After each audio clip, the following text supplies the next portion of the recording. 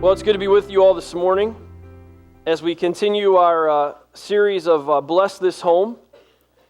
And today we're going to talk about something that relates to all of us. So you can't sit there and say, well, I don't have kids today, so therefore I can check out. That's not the case because we're looking at it a perspective today of not just the individual but a whole.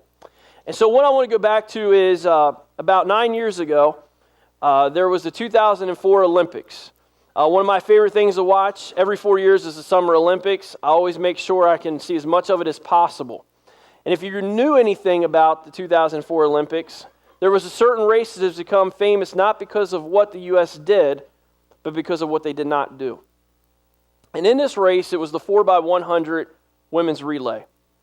And this was supposed to be the best women's team we've ever had. They were supposed to run away with the gold. No one was going to touch them. Now, if you know anything about a relay race or if you've ever watched track and field, it's quick. So hours of preparation, hours of training, years go into less than 1 minute. All of it builds for less than 1 minute. And in this race, if you ever had the chance to watch it, you can look it up. The first runner starts in the starting block, has the baton. Then three other racers are placed throughout the track. And as soon as the horn blows, the first racers take off. And if you know anything in track and field, they stagger them. But by the time they hit the first turn, everyone's pretty much equal. Well, here we are in Athens, Greece. We think, here's another gold medal for the U.S. And they start the race. The first lady comes out of the starting block. She's running. She's making good time. Then she gets to the second lady. And she hands off the baton to the second lady. And now she takes off even faster and is now starting to put distance between her and the rest of the field. And then it comes to the exchange between the second and the third racer. And what happens is, in the exchange zone, is what it's called. It's about a 30-meter or 65-foot area. As the runner's coming at full speed, at one point, the next runner takes off so that at full speed, they're exchanging the baton so that no time is lost. Well, when it came time for the exchange between the second and the third runner had her hand back for the baton. The problem was, it came too late. And it came outside of the exchange zone. And if you know anything about track and field, that if you hand a baton off outside of the exchange zone, or if you drop it, you are disqualified from the race. And in that moment, all the preparation that had gone into one race was over. And the U.S. had no chance for any medal. The reality is that race is a lot like what we're going to talk about today. We're in a race of life, and we all have a baton. The problem is the generations behind us are reaching for the baton, and many times it's not there or it's been dropped. And so we're going to talk today about families as well as a church. What do we do with that? What is it that we need to hand off? How does that look? And so we're going to look at that a little bit today, and that's why we all have a responsibility. But I want you to think about this. There are certain things that have been handed down to us over the generations. The first one is traditions. How many of you have traditions in your family?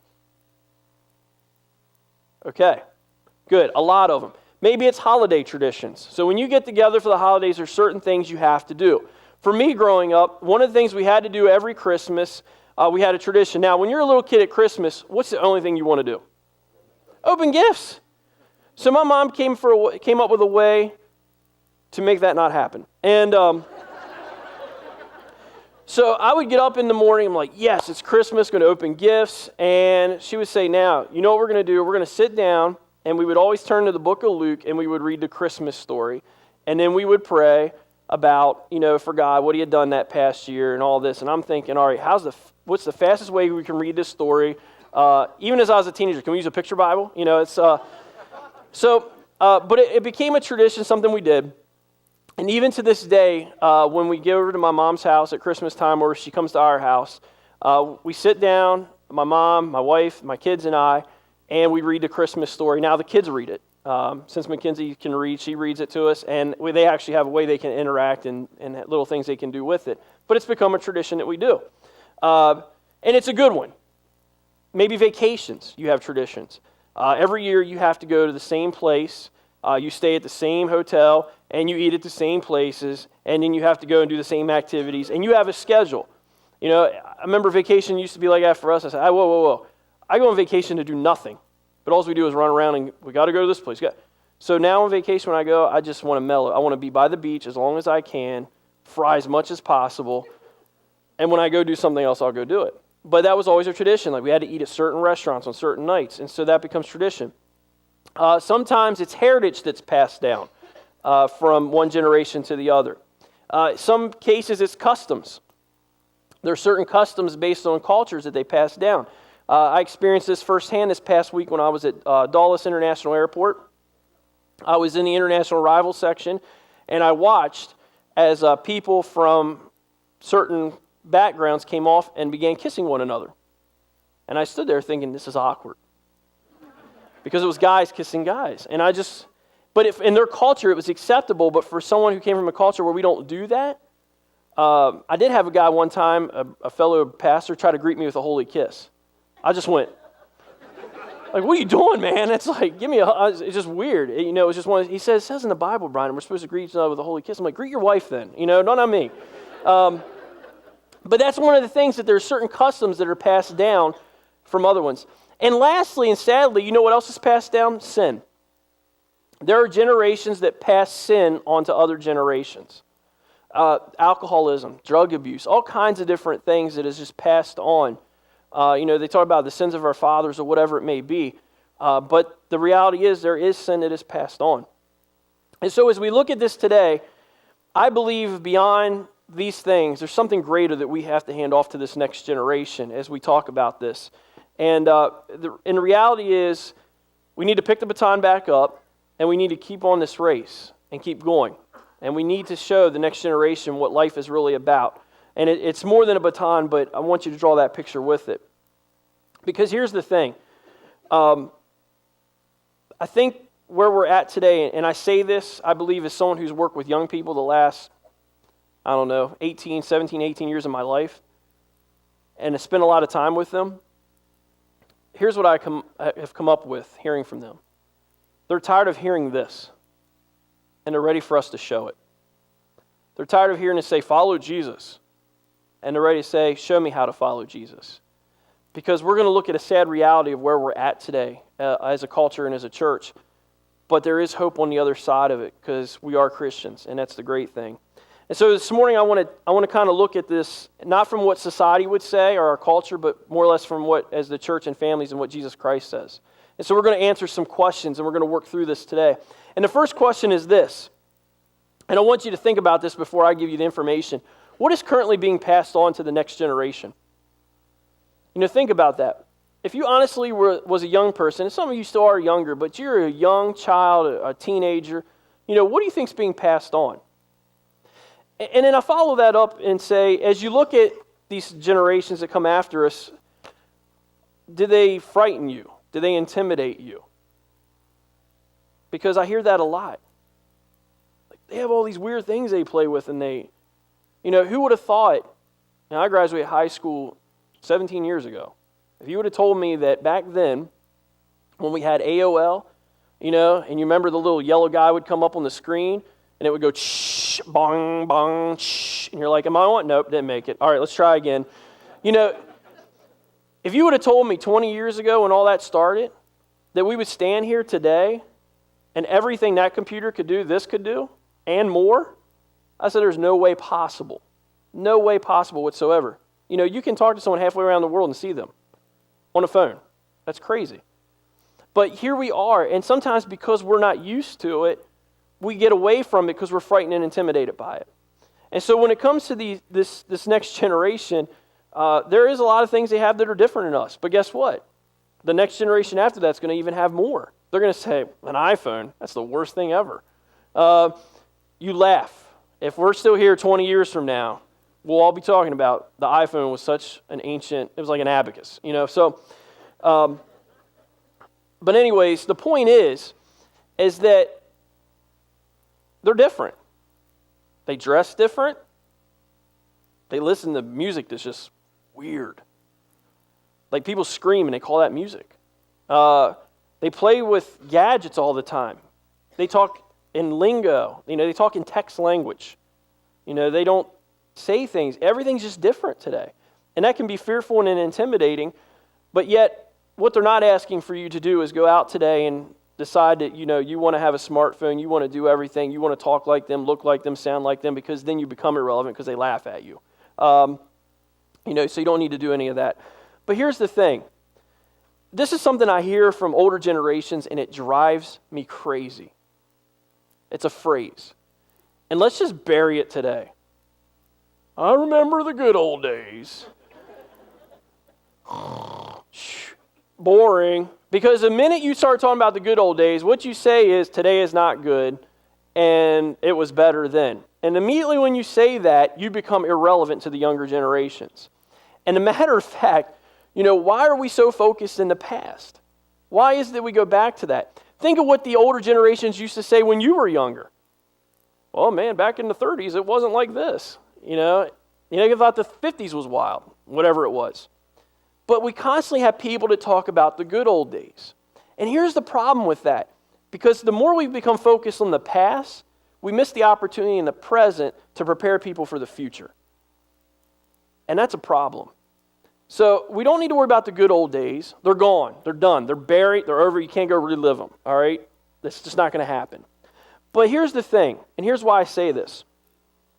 Because everything I read in Scripture is forward thinking. It's constantly looking forward to something else. Paul says in Philippians 3:14, he says that I have set my sights on the prize, which is the upward calling of Christ Jesus. And then in Hebrews 12:1-2, it says, let us lay aside every encumbrance and the sin that so easily entangles us, and let us run towards the prize, which is who? Jesus, the author and perfecter of our faith. See, the problem is Jesus is the ultimate goal, and one day, hopefully, we all will be with him. But the problem is right now, there's a lot of people that will not be with Jesus one day, including younger generations. And so now in the present, we have to live with an eternal perspective that says, I'm going to live my life in such a way that I can teach and pass the baton to the next generation so that their goal and their prize and their sights get set on Jesus Christ alone. That's why I love in the book of Acts, chapter 8, one of my favorite passages, when Philip comes to the Ethiopian eunuch, and the eunuch says, he's reading the book of Isaiah, and he says, someone tell me who this man is. And it says Philip began to preach Jesus to him. That's what it is. It's about setting our sights on Jesus. Because the more I set my sights on Jesus, guess what? The more I strive to live like Christ, and the more I want to show others about Christ. The minute I begin looking in my current situation or in my past situation, I've now taken my eyes off the eternal perspective and put it back to something else. And sadly, that's what a lot of us are doing. And so we got to get at a point where we look at Jesus. We say everything points back to Jesus. That's what it's all about. The Old Testament prophesies about Jesus. The Gospels tell about Jesus. Paul then in his epistles and the other epistles that follow reinforce who Jesus is. Everything goes back to Jesus. And so that's what we need to do. Now, I don't want to sit here and say that there's not anybody passing the baton. I believe there are some families who are effectively doing this, but I know there's families who are not. And I know that because as someone who worked in a school, who's worked in ministry, I've had young people sit in my office and say, our family is not what you think it is. My parents are not who you think they are. They put on a mask. They're very good, and they're fake. So there's things you say, and now all the parents are like, now I know he took my son out for pizza. What did he tell? Just chill, okay? Get past it. It's all right. But here's the thing. This is not just a church culture problem. The business world, education, every facet of society is failing in passing the baton. We're at a point in our culture where there's a shortage of leaders. Because of people retiring in the next 10 to 15 years, businesses are frantically trying to put leadership plans in place because they haven't done it. So this isn't just something that affects the church. As a society as a whole, we've created this problem. The reality, though, is the church and as families, we shouldn't have this problem. But we've allowed ourselves to become part of the cultural problem. So here's what I want you to do. I want you to consider the following, and here's what we're going to look at. Over the next few minutes, we're actually going to look at where we're at in society and what the younger generation believes and what they think. For some of you, it's going to be overwhelming. For some of you, you're going to be like, pretty much confirms what I thought all along. Some of you also work with younger generations, so you see this on a day-to-day basis as you teach or as you do other things. But things are not the good old days anymore, nor are they going to return to the good old days. So we need to really embrace where we're at and say, what are we going to do about it? So you ready to dive in? All right, here we go. The first thing is this. When they asked kids who your role model was, only 1/3 of kids mention their parent as a role model. So that means 2/3 of all parents, your kids don't even look up to you. And yet you are the one who's supposed to be the primary authority in their life. And it's been given up by parents. And we're going to look at that. The second thing when it comes to that is less than 5% of homes worship God outside of church. 5%. So how do you expect your kids or you yourself to live for God if you don't even worship God outside of church? If this today is the culmination of your worship experience, you have sold yourself short and you're in trouble. If all you live off are the words that we share up here or what was sung up here, you're in a lot of trouble. There has to be more than that.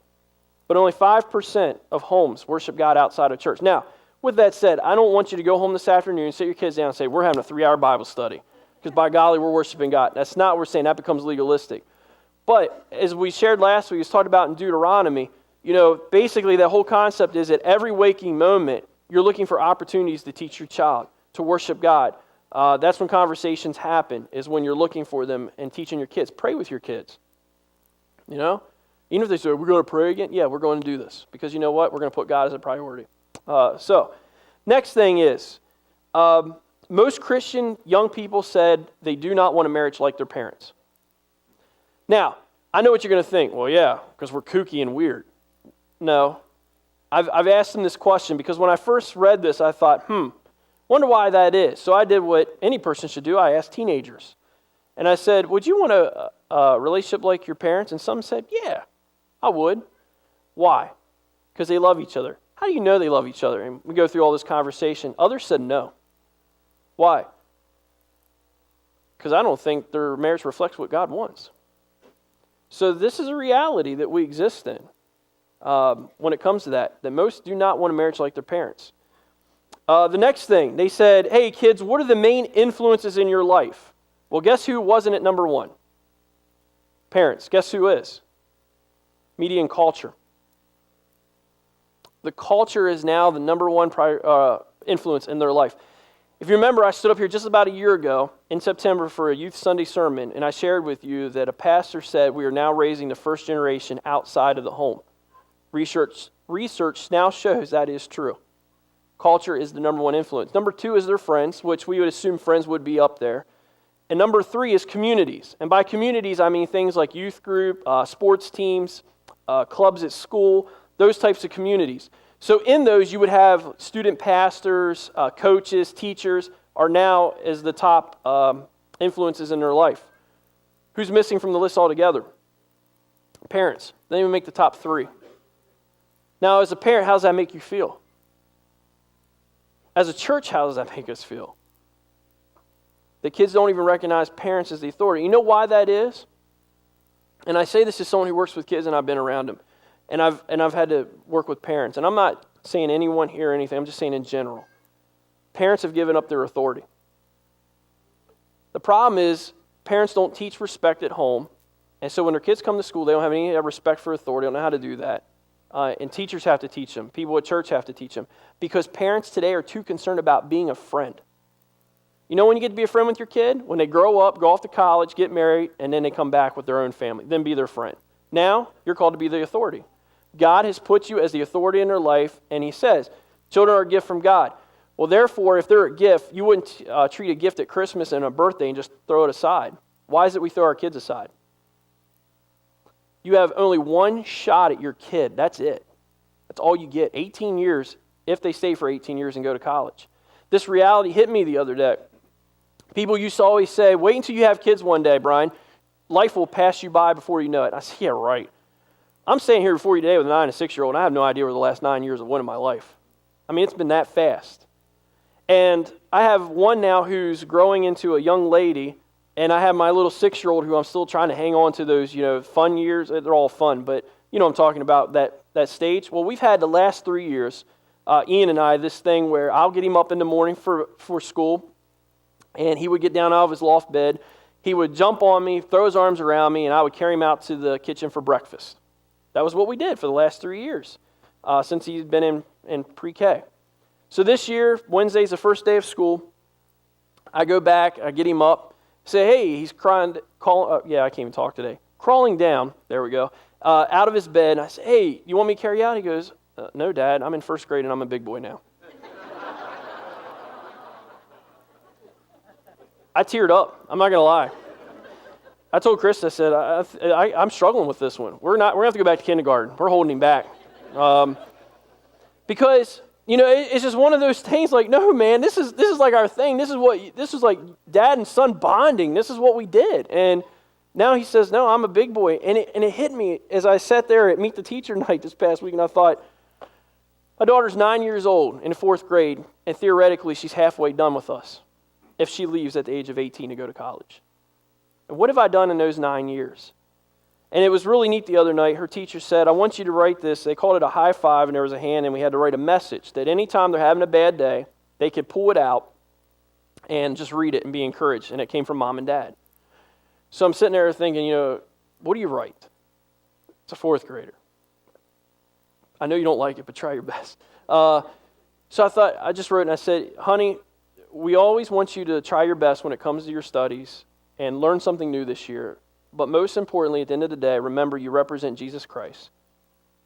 And the most important thing is to respect your teacher, your peers, and in everything you say and do, you show who Jesus is to these people. Love Mom and Dad.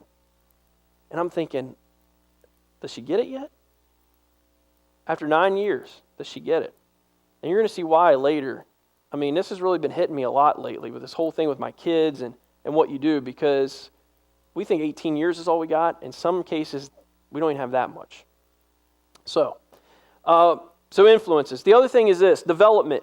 1 out of every 3 kids is now born to a home to an unmarried woman. 1 out of every 4 children live with a single parent. So we now have more and more kids who don't even live in what we would consider a normal family or nuclear family. So we have kids being born to single parents or living with single parents. And then out of these mothers, half of these mothers have to go to work. And the reality is they talk to these kids and they found these kids want more time with their moms. But here's what's interesting. They found out how much time they spend with their dads.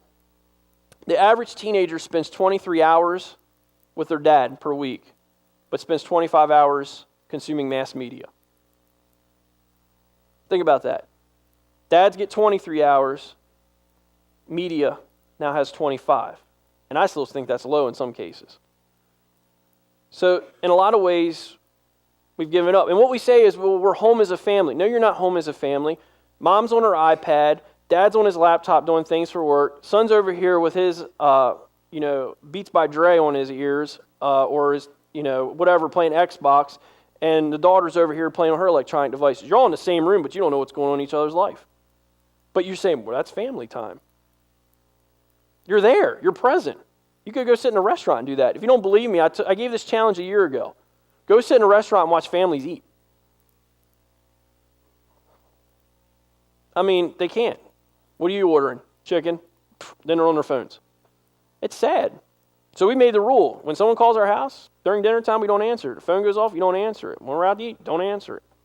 Because we're so wanting to be connected to everything but our kids and our parents and our families.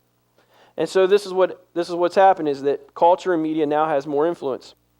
The other thing is this, kids are busier than ever. Man, when I grew up, like a lot of you played sports. We played baseball in the spring. Played football or soccer in the fall. You played basketball in the winter. That was pretty much it. Now we have kids that play year-round. Not only that, they're in every social club, every activity possible. I know because I'm a student pastor at a church, and I'm like, where are all the students at? Well, they're in this, that, and this, and who knows where they're at. They don't even know where they're going. I watch my neighbors half the time. Their kids come home from school. They do homework, and immediately they're in their car, and they're off to something else. And then they're going here, they're going there, and I'm thinking, when do they ever spend time as a family? They don't get home until late at night. Here's another reality that'll hit you. Very excited. I thought it was a good message myself. Thank you. So here's the thing. If you're in the back and you can't hear it, the second and third graders are like cheering me on up here. But here's the thing. when it comes to our families, we just want to get them involved in it so much. And I think because a lot of times parents are like, I don't know what to do with them, so I'll just put them in more. And we're running them ragged. We have more kids dropping out of sports because they're tired of playing all the time. But parents keep putting them in something because parents don't want to deal with them. The other thing is this. I won't tell you who it is or where it's at. But I have friends that work in a daycare center here in the Hagerstown area. And they have young children less than the age of 5 who are dropped off every morning at 6:30 a.m. by their mothers and picked up at 6:30, 7 o'clock at night. After the moms go to work, go to the gym, and go out to eat with friends. So when are the only time these kids see their parents? When they get up and when they go to bed. How are you going to have any kind of influence on your kids when that's the case? But here's what parents do. Parents say, here's the reasons that parents gave for why they can't reach their kids today. The first thing they said was this: life's just too hard. There's too much going on. I'm too busy. You're too busy for your own kids. Really? But that's one of the reasons they said, too busy. I don't have time to deal with everything my kid's going through. I can tell you someone, and there's a lot of them in here that worked in education, kids are crying out all the time for someone to just invest in their life, and usually it's their parents they want. But they'll latch on to anyone and anything. So they'll look for it in other places. The other thing is this: they say there's no way I can outdo media and culture. It's too much of an influence. They play their Xbox all the time. They're always on their computer. They're always listening to their iPod. Well, who can stop that? The parent. But they don't want to, because remember, they want to be a friend. They don't want to hurt the kids' feelings. The other thing is this. They say it's probably because of the people they hang out with. It's their friends. I don't know about you. I grew up in a home where I was told you will become like the people you hang out with. So you know what? My mom dictated who my friends were. Then tell your kids to stop hanging out with certain kids if they're bad influences, or have those kids in your home. One of the things I love about our neighborhood is we're in the center of our cul-de-sac, so guess where the kids hang out? Our house. And it gets old every day. Can so-and-so come in our house? Can so-and-so come in our house? Can we just have a day of no one in our house?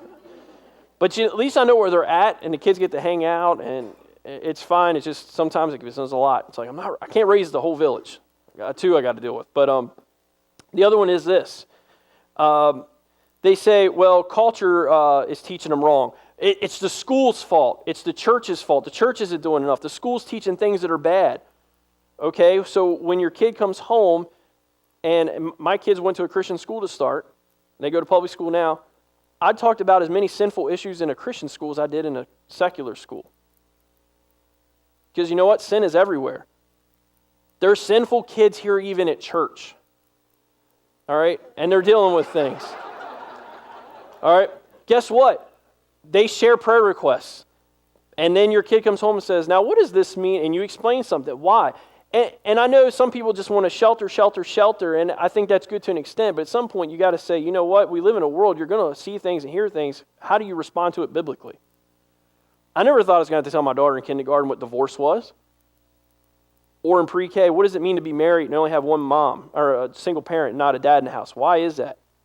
These are things I've explained to my kids already. It's reality. It's before us. But some people want to ignore it. The other thing is this. Out of all those reasons, guess what was never given? Parents never said that they had any part in all this. It was everyone else's fault. They blame schools, they blame churches, they blame culture, they blame friends. Everyone but themselves. You know, sometimes you got to look in the mirror and say, what have I done wrong? 5 years ago, I went to a marriage conference with my wife because I was busy. There was things. She's like, let's go. I went to marriage conference thinking I was a great husband, came back feeling like I was 2 inches tall. That's the reality of it. And I remember because I had become so busy with things with my work, with church, that I had neglected my primary responsibility, which biblically was my family. And I remember that Sunday night when I got back, I sat down with my 5-year-old daughter in her bed, tears coming down my face, and I said, honey, I'm sorry, but your father has lost a year of your life he's never going to get back. And I apologize for that. But I'm going to be a better dad and a better husband to your mom. And she still remembers it. Dad, I remember the time you cried in my bed. Okay. Let's get the ruler out. Yep, still only 2 inches tall. Yeah, but that made an impact and an impression upon her. And since that day 5 years ago, I've learned the mighty thing of saying no to things. You know, hey, come be part of this board. No. Why? Because it'll take away from my family. And there's things I do, and we talk about what we can do, but, you know, that's If that ministry doesn't happen, all your other ministries will fall apart. So the family has to be a priority. Here's the other thing. Only 3 out of 10 kids believe in absolute truth. Only 30% kids believe there's actual truth out there. And what about the church? Well, they interviewed church leaders, and only 1 out of every 4 church leaders says that children's ministry should be a priority. And here's the sad reason. You know why? Guess what kids don't give? Money. Why put something into it? Now, what they found from the leaders was if I can get the kids and their parents come to give money, then that's a benefit I like. Sadly, that's how people dictate to success, how much money comes in. And by the way, kids do give here. There's actually kids, they support, in faith kids, they have their own kid that they support through compassion. So our kids are learning the thing of giving and doing that. The other thing is this. Most churches struggle to keep people working in generational ministries. Why is that? Shouldn't we have kids that always have adults there? We should never have to be begging for that because we're passing a baton on to them, but yet we always find that we're struggling. Or I hear this from church, and this may step on your toes, but you know what? Why I put my time in. When you get to retire from Christianity, it says in the Bible, be ready in season and out of season. You don't get an off season when it comes to being a Christian. You got to be on your game all the time. You don't get OTAs in Christianity. It doesn't happen if you don't follow football. That just went over your head. But all the guys are like, OTAs. Yeah. All right, but here's the point. We have to step in and help this next generation. So you know what happens? The family's over here saying the church isn't doing it. The church is over here saying the families are messing up and we're doing this. And what is a church we believe should happen is it has to be a marriage of the two. And we're going to look at that when we wrap up today. But here's some other things. 75% of kids believe the devil does not exist. 75% believe good works get you into heaven. And this is a very, very popular view, not only with kids, but the whole aspect of people in church today. The other thing is this. 75% believe all sacred books from different religions are different expressions of the same spiritual truths.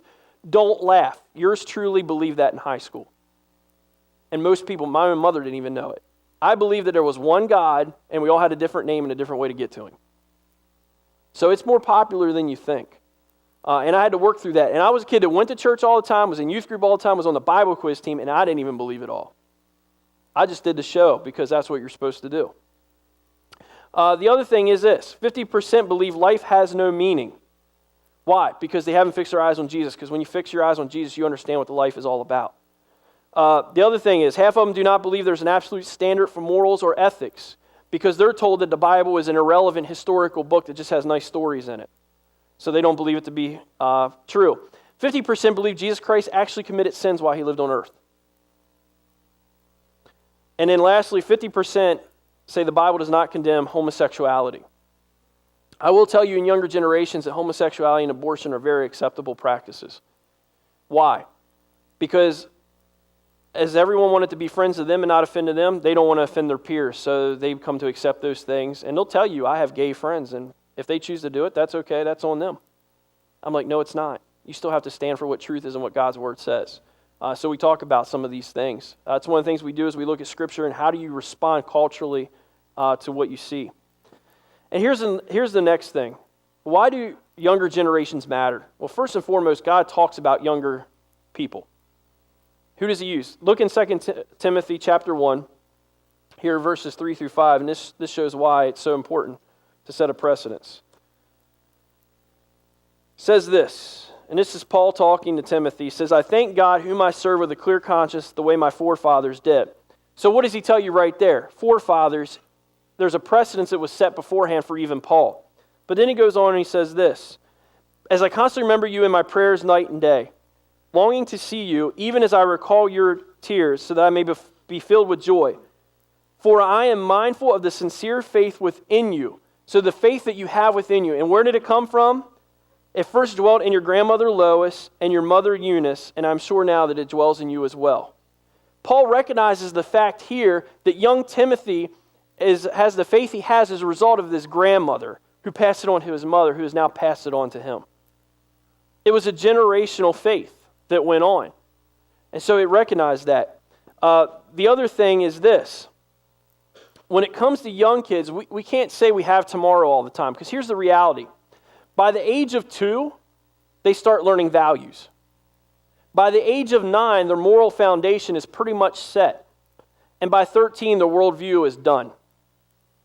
So you don't really have 18 years. You basically have 13, and then you get 5 if you're lucky enough to massage and manipulate some of it and work it out. But usually it's only 13 years. So when churches say children's ministry and student ministry really isn't important, guess what?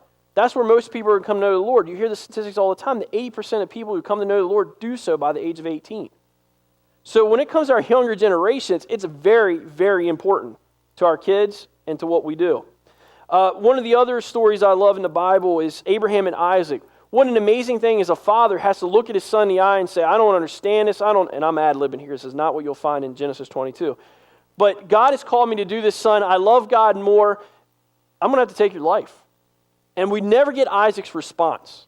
Man, I would love to know what Isaac was thinking at that moment. Like, Dad, you've lost it. But and here's the other thing, and this is the first sermon I preached when I came here on Abraham and Isaac. We're told that Isaac laid on the altar. He allowed his father to bind him and lay him on the altar. Why? Because his father's faith proved what was more important. Generations. The other thing you have is in Titus chapter 2 through 8, it says that older women are supposed to set a precedence for the younger women so that their household will honor God and they will not be dishonored among those who watch them. And it says the older men are supposed to teach the younger men in the hopes that they will not allow the evil one to gain a foothold.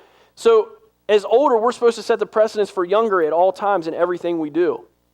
You know, I look at Daniel chapter 3 with Shadrach, Meshach, and Abednego. They're getting ready to be placed in the fiery furnace. And I love when they look and they say, you know what? We will not bow down and worship you, O King Nebuchadnezzar. And we believe in God. And even if God does not come back and save us, we still will not bow down and worship you. So God constantly used young people to show that they could make a difference. You know, I believe in the walls of our church right now, we're training kids who are going to make a difference and set this world on fire for God. I really do. They're going to be in all kinds of facets of life. But we got to step up to the plate and do more to help them with that. And here's the thing I want you to remember as we go through, if you want to write this down. Our influence in others' lives, is directly related to a personal investment of time. How do you, as parents, expect to impact your kid if you don't spend time with your kid? How can we expect to impact our kids at church if we don't spend time teaching them what's right and wrong? As a matter of fact, go to Jeremiah 35. Jeremiah 35. And there's a group of people that are only mentioned one time in the scriptures, and it's in Jeremiah 35. But what it says is a pretty amazing thing on the precedence of something that was said and what these people did. And it starts in verse 2. In Jeremiah it says in verse 2, go to the house of the Rechabites and speak to them. So here's a group of people, the Rechabites. They're the only time they're mentioned in Scripture is Jeremiah 35. And it says, bring them into the house of the Lord, into one of the chambers, and give them wine to drink. Then it says down in verse 4, I brought them into the house of the Lord, into the chamber.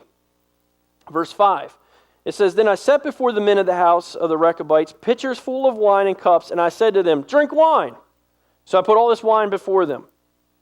Then notice their response in verse 6.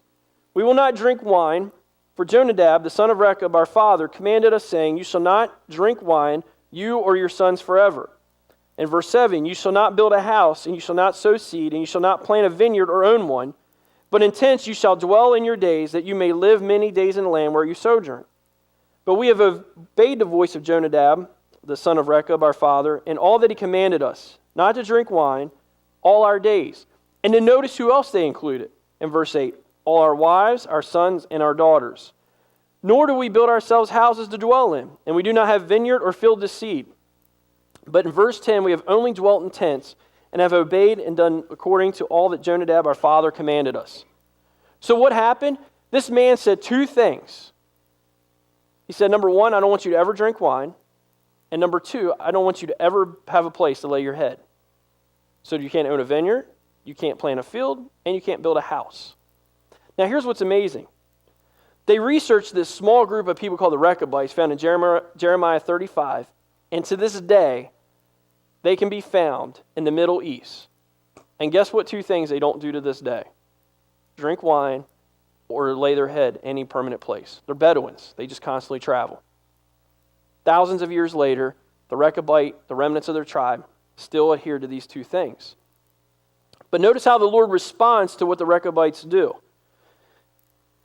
It says this in verse 16, "Indeed, the sons of Jonadab, the son of Rechab, have observed the command of their father, which he commanded them. But this people has not listened to me. Therefore, thus says the Lord, the God of hosts, the God of Israel, Behold, I am bringing on Judah and all of its inhabitants of Jerusalem all the disaster that I have pronounced against them, because I spoke to them, but they did not listen, and I have called them, but they did not answer.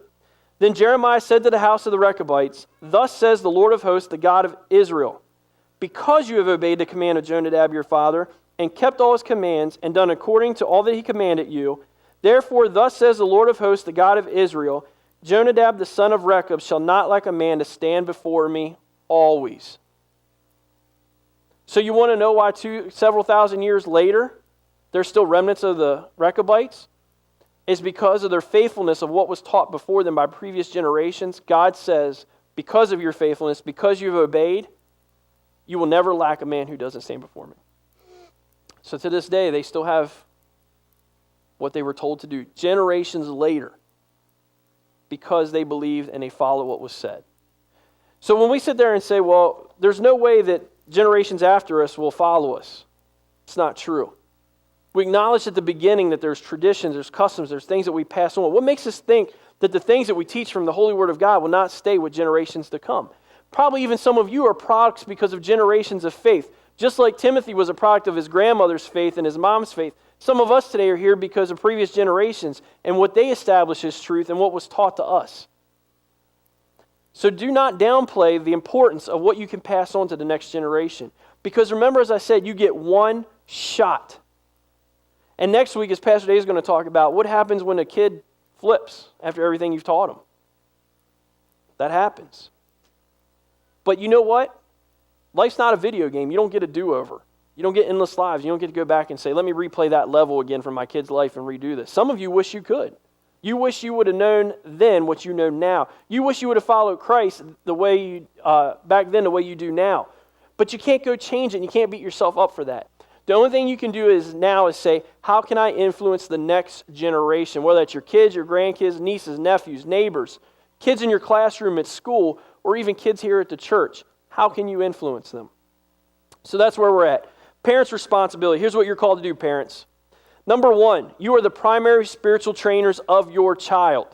Not culture, not friends, not anyone else, you. So if you want to know the problem is, look in the mirror. If you want to know why your kids are doing things, look in the mirror and say, have I contributed to this in any way? And then own it. I told you I owned it with a 5-year-old who still remembers it. If I had messed up and she learned from it, great. We move forward. All right, but we don't dwell on it, but we move forward. The second thing is this. You need to instill a passion in your child to love and obey and follow God with all their heart, soul, and mind. But you need to do it as well. Because here's why. Culture is battling for the heart and the mind of your child. In a lot of ways, they're winning. We're subtly letting things in that years ago we didn't let in. Just look at what's on primetime TV that wasn't on 20 years ago. We talked about this. Things have changed, and we've come to accept it. Like, this is just where we're at as a culture. That doesn't mean we throw our hands up and accept it. We stand for truth, and we do different. The next thing is, you have to start when they are young. Why is it that we're so focused on getting ready for school? I was amazed by this when I used to interview families. My kid's like 4 years old and can already read. Woo! You know, we're so anxious to get them in school and in this rat race of life that we start teaching them all the alpha. And I'm not saying you shouldn't do that, okay? But we start doing all that, but yet we don't put the same time and effort into teaching them what it means to follow Jesus Christ and what it means to know His Word and obey it. It seems odd to me. Like, we put more accounting and more into math and reading and all that, which are important. And they will serve a purpose if you're a kid in here today. Just know that. But we don't put the same effort into what can change their life forever. That just blows me away. I don't know. It just always struck me as odd. The other thing is this. Teach them discipline. You know, it's okay to correct your kids. It's a good thing. Actually, the Bible commands you to do it. It asks you to do it in all love. So discipline your kids. Don't be their friend. Teach discipline to them. Teach them respect. Teach them that when they do talk back to a teacher, there's accountability for that. When they talk back to you, there's accountability. Not like, you shouldn't do that. I'm going to tell you why you shouldn't do that. It's just a difference. The other thing is this. Serving God must be your priority as a family. Quit telling your kids, we're going to church. Because the kid's going to say, why? And you're like, because that's what we do on Sundays. You know why? Then you just made yourself one of the 95% who doesn't worship God outside of church. Make serving God a priority. Serve God together as a family. Find things to do. Shape your child's worldview. Talk to them about things. When you see something on TV that's questionable, don't just turn it off and say, we're not going to watch that. Turn it off and say why you're not going to watch it. Say why it's not appropriate to watch it. Use it as a teaching moment. As Pastor Dave was in Deuteronomy 6 last week and he talks about, it basically says you're supposed to teach your kids at all times. So when you go down the road and you see something, talk about it. Bring it back to Scripture. But here's the one thing we've learned, and this is why we're going to get into the church in a second. And let me say this. Teaching your kids is a process. I don't want you to think this is overnight success. You're not going to do this overnight. It's a process.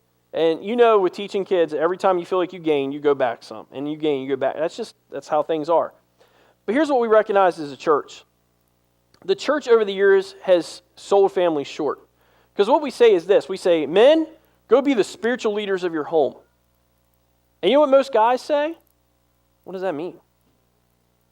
What does it mean to be a spirit? My dad wasn't a spiritual leader. I don't know what this means. No one's ever shown me. And so they go and they think, okay, family, let's sit down. We're just going to read the Bible together. And that works for a while. And then you get busy. And so what we realize as a church is we got to quit telling people what to do, and we got to start modeling it. We got to start showing it. We got to start helping people in this area instead of just giving the verbiage and feeling good about, hey, we told you what to do. Now you need to go do it. It's kind of like at graduation, this rite of passage. Kids walk across stage and it's like, here's a Bible. Good luck with life. And we just send them away. The church is horrible with that. I'm saying as a whole.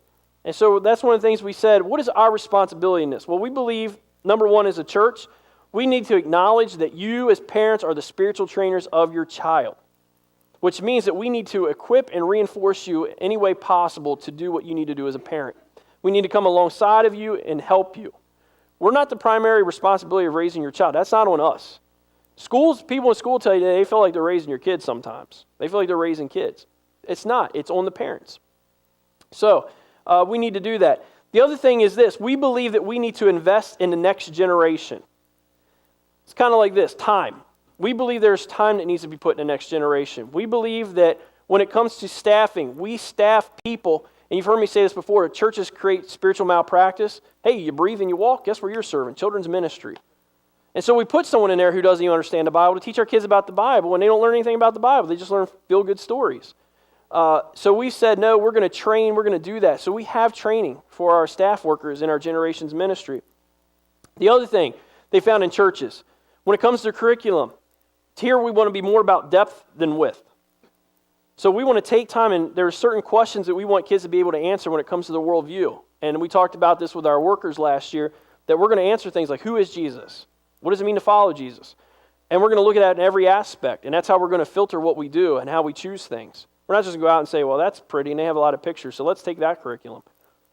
Nope, there's certain things we want to do and teach our students, so that's what we're going to do. Resources, allocating money to our student and family ministries and our children's ministries because we want to do things. We want to bring families in.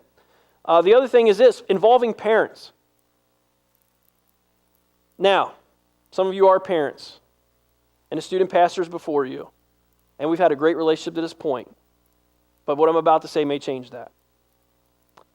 I have a lot of other friends who are student pastors as well, and we all talk.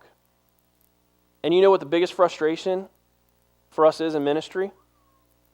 Parents. Because you know why? When I was growing up, parents were involved in student ministry. They showed up.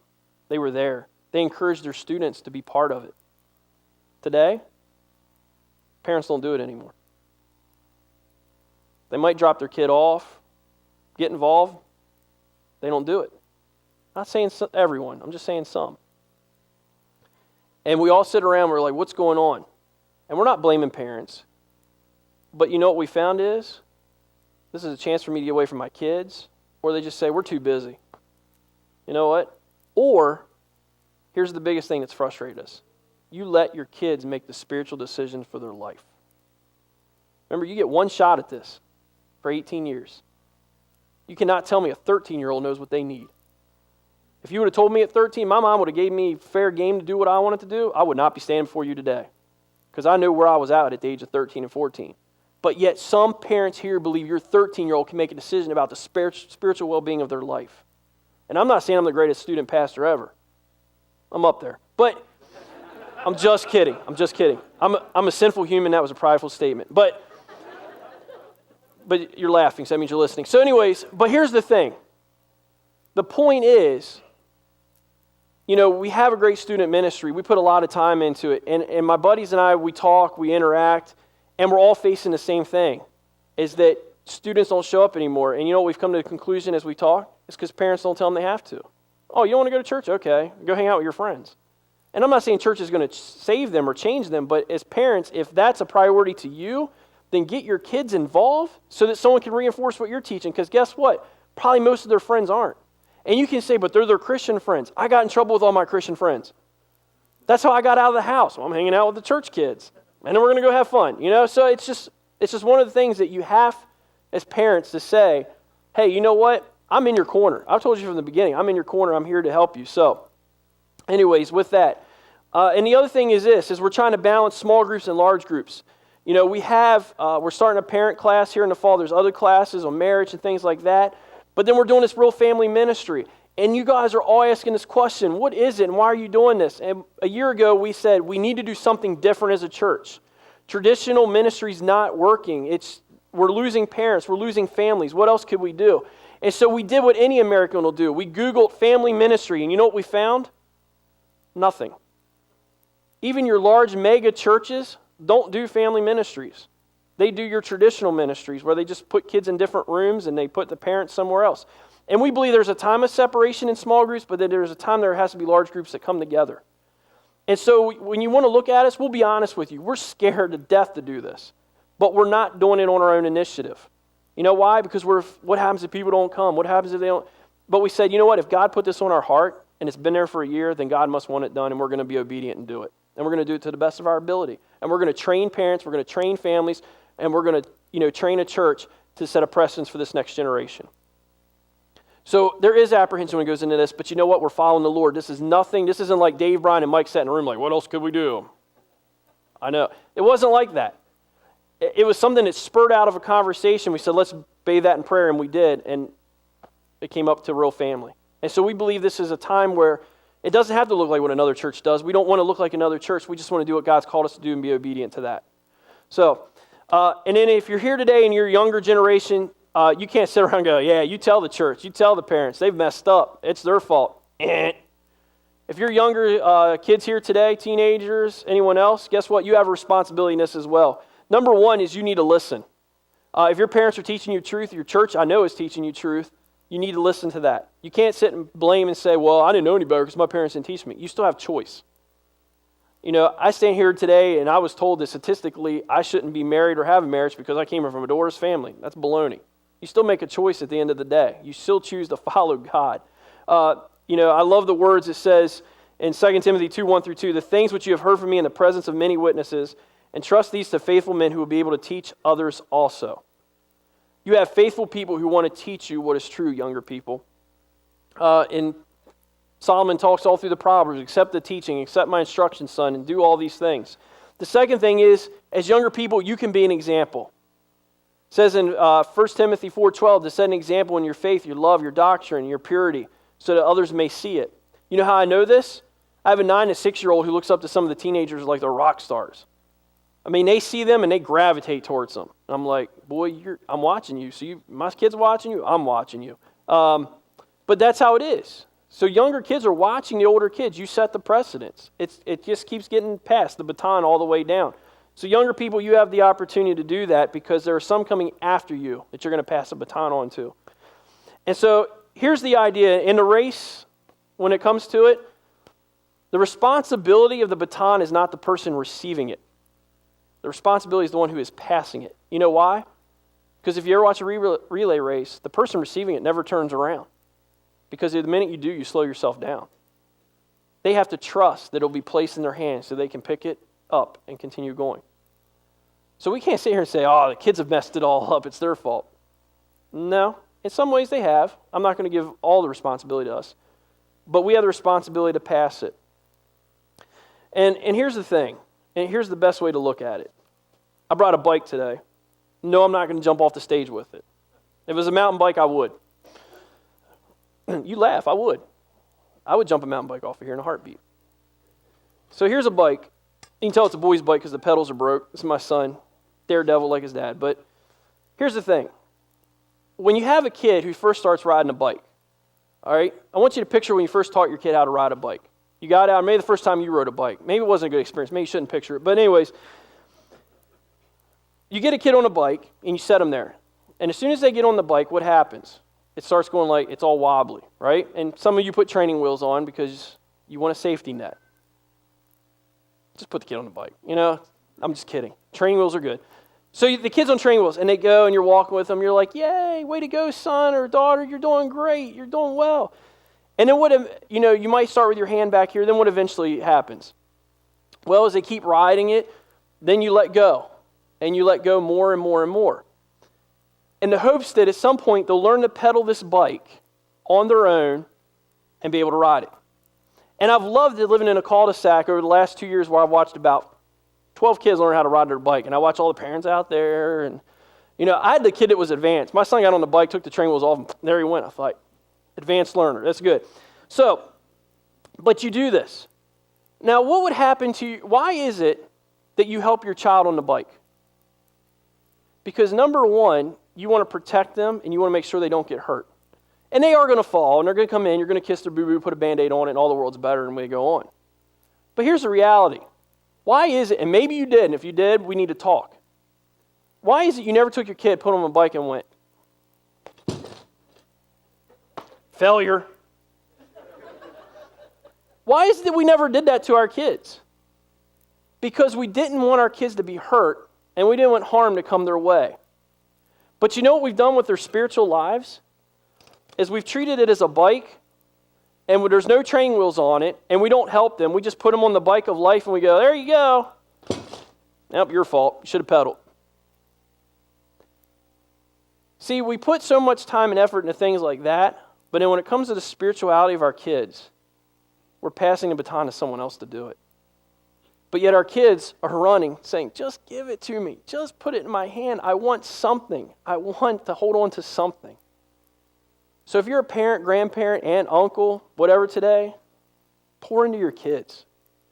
Even if your kids are older, you know what? There's other kids you can pour into. There's kids in this church who need poured into. Come on a Wednesday night. You may not have kids. Guess what? Be part of another family. Man, be part of a kid. I stand here today because I had multiple guys who poured into my life. Because they said, you know what? Even though my kids are raised, I'll spend time with Brian.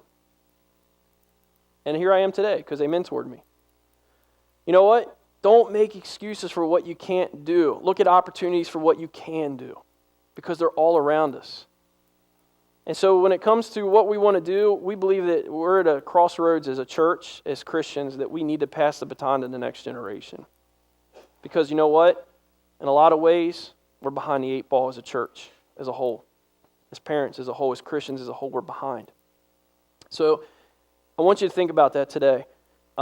Kids, listen to what your parents, if they're teaching you the scripture and what's right, you need to listen. And you're 13, you're 14, whatever age you are, you don't know enough yet. I know we all thought at that age we knew everything. We didn't know squat. And we know that because as you go through life, you still don't know a lot and you're still learning. But the most important thing you have is what you can pass on to someone else behind you. And so that's what we want to stir you as a church to do, is how are we going to pass the baton as families, as individuals, but as a church as a whole, so that the generations coming up after us will understand who Jesus Christ is and set their eyes on the author and perfecter of their faith. Let's pray.